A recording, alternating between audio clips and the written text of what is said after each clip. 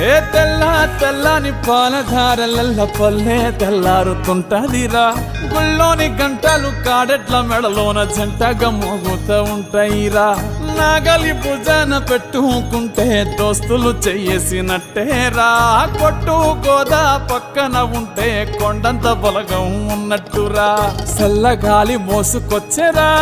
సేను శిలకల ముచ్చట్లు దారి పొడుగు చెట్ల కొమ్మలా రాలుతున్న పూల సప్పట్లు గట్టి మోపులు కాల్వ కట్టులు చెమట సుక్కల్లో తడిసిన ఈ మట్టి గంధాల ఊరు పల్లెటూరు